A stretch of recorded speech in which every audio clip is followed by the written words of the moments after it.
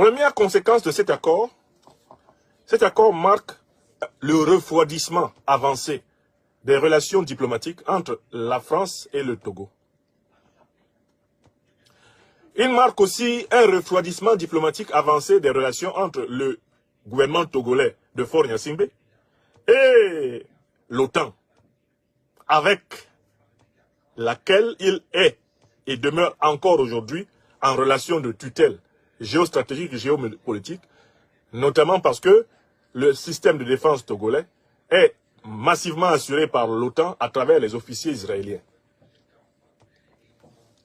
Donc, cet accord de défense et de coopération militaire marque une distanciation critique entre le régime togolais et sa tutelle traditionnelle française, sa tutelle traditionnelle occidentale. Globalement, le système de l'OTAN. Ça, c'est la première conséquence. Je vous invite à noter. Togolaise, écrivez. C'est tendu désormais, très tendu, entre le régime de Faure Gnassingbé et le régime français d'Emmanuel Macron. C'est tendu désormais, très tendu, entre le régime de Faure Gnassingbé et l'OTAN. Mais ce n'est pas encore la rupture totale, puisque la présence militaire française et la présence militaire de l'OTAN, c'est-à-dire notamment à travers la coopération technique et militaire avec Israël, n'a pas été remise en cause. Bon. Il y a une deuxième conséquence. Et là, je rentre dans ce que j'appellerais des conséquences sous-régionales. On voit que le Togo s'aligne de plus en plus sur les mêmes options stratégiques que les pays de l'AES. Et donc le Togo entre dans une logique de rupture avec les pays de la CEDEAO soumis à la France-Afrique et soumis à l'impérialisme américain. Est-ce que c'est clair? Deuxième conséquence, le Togo pose un pas de plus en dehors de la CEDEAO. Il faut s'attendre à une crise CEDEAO-Togo dans les très courts délais. Parce que s'il y a un homme qui fulmine actuellement de rage, en apprenant cet accord, je l'ai entendu ici dans mon téléphone rouge, cet homme s'appelle Alassane Dramane Ouattara. Mais il est malade, ce Faure Gnassingbé. Chou, tu es en train de t'énerver.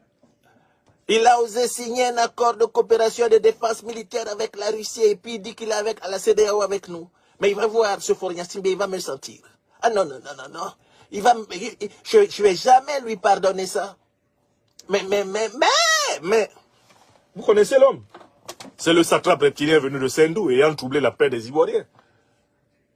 Dans l'espoir de venir troubler par la suite toute l'Afrique avant d'être incessamment dégagé. Alassane Dramane Ouattara. Cet accord marque la montée en puissance des tensions entre le Togo, de Faure Gnassingbé, et la Côte d'Ivoire, où se trouve le sous-fifre gouverneur de la France-Afrique, Alassane Dramane Ouattara. Ceci annonce donc des turbulences supplémentaires au sein de la CEDEAO. Et probablement, si cette turbulence venait à continuer, la sortie imminente du Togo de la CEDEAO. Écrivez ça. Togolaises, Togolais, écrivez les conséquences. Ce qui a commencé là, c'est du maclo-clo qui conduit à maclacla. Une nouvelle déchirure se prépare dans la CEDEAO. La CEDEAO, là, il va en rester à peine 3 lambeaux. Avec ce qui a commencé là. Mais il y a une troisième conséquence. La troisième conséquence, c'est qu'une mutation tactique et stratégique a commencé au sein de l'armée togolaise elle-même. Puisque l'armée togolaise est une armée qui a été formée, créée par l'armée française. C'est une armée qui est rompue à la coopération avec les forces occidentales. Une nouvelle doctrine donc, de gouvernance, une nouvelle politique de défense est en train donc de se mettre en place au Togo. Puisque le régime de Faure Gnassingbé se prépare à ne plus dépendre de ses maîtres traditionnels.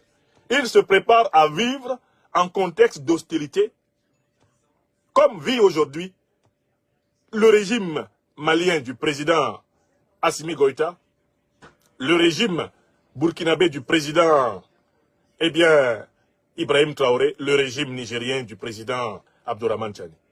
C'est-à-dire qu'une mutation de la doctrine militaire la doctrine sécuritaire est en cours.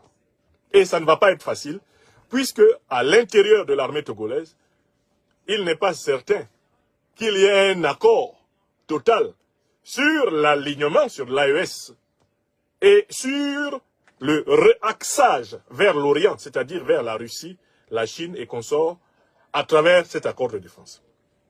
D'où je dis, troisième conséquence, il faut s'attendre à des velléités de coup d'État à l'intérieur de l'armée togolaise, au profit d'un officier favorable au néocolonialisme français et à l'impérialisme occidental. Écrivez ça. Tilana. Togolais, Togolais. Écrivez, écrivez.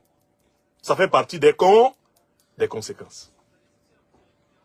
Les conséquences, là, vous pouvez noter, rififi garantie au sein de l'armée togolaise. Tentative de coup d'État d'inspiration néocolonialiste et france-africaine, ça c'est prévu. Faure Gnassingbé doit s'attendre à essuyer des tentatives de coup d'État sévères de la part de ses maîtres occidentaux et notamment des néocolons français. Ça va pas le louper. Ils vont tenter de manière plus ardue de lui faire payer son ingratitude envers ceux qui ont instauré le pouvoir de Gnassingbé et Yadema Étienne, ceux qui ont instauré le pouvoir de Faure Gnassingbé. Ça fait la troisième conséquence. Maintenant, je souligne la quatrième conséquence.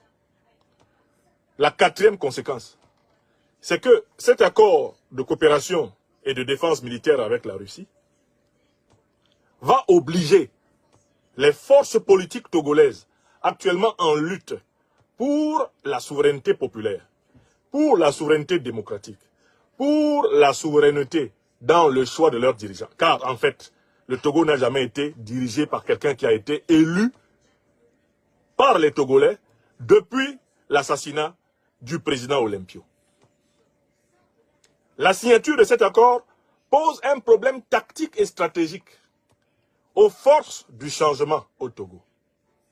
Car les forces du changement, je veux dire l'opposition au régime autocratique, dictatorial, il n'y a aucun doute, c'est une dictature, le régime de Faure Gnassingbé. Mais le régime de Faure Gnassingbé pose un problème extrêmement technique. Et c'est un problème comparable à celui qui a été posé à un moment donné au Tchad par le régime de Mahamat Idriss Déby Itno à l'opposition tchadienne. À savoir qu'en se rapprochant du bloc anti-impérialiste, en se rapprochant du bloc anticolonialiste, le régime tire un peu, pour ainsi dire, le tapis sous les pieds de l'opposition. Et met l'opposition dans une difficulté, qui est une difficulté intéressante. L'opposition va-t-elle s'adosser sur le néocolonialisme français et l'impérialisme occidental pour faire face à Faure Gnassingbé qui désormais va être traité comme un ingrat par ses maîtres occidentaux, ou l'opposition va-t-elle réussir à demeurer dans l'anticolonialisme, l'anti-impérialisme, tout en se battant pour mettre fin à la dictature de Faure Gnassingbé? Est-ce que vous comprenez? Cet accord de coopération militaire et de défense signé par le régime de Faure Gnassingbé avec la Russie met l'opposition dans une difficulté particulière. Vous avez noté, c'est la quatrième conséquence. Quatrième conséquence. Mise en difficulté de l'opposition. Qui est mise en demeure de choisir entre demeurer dans le bloc panafricaniste, anticolonialiste, anti-impérialiste, où Faure Gnassingbé fait tout pour être admis, alors qu'il n'appartient à l'origine qu'au bloc colonialiste et néocolonialiste. L'opposition doit donc choisir soit de demeurer dans ce bloc anticolonialiste, anti-impérialiste, soit alors de basculer du côté de la France-Afrique contre celui que la France-Afrique ne va pas tarder à classer parmi les ingrats envers ceux-là même qui lui ont permis de prendre le pouvoir. Moi, Nyamsi Wa Cameroun, fils de l'Afrique, fils du Togo, ma fonction en tant qu'intellectuel politique, c'est d'abord de faire comprendre la complexité des situations de faire comprendre la difficulté des situations, afin que notre peuple ne se trompe pas. Et ainsi, c'est la deuxième et avant-dernière partie de cette conférence qui s'achève. J'ai expliqué les conséquences de cet accord. Maintenant, je vais expliquer ce qui, pour moi, constitue les limites de cet accord. Quelles sont les limites?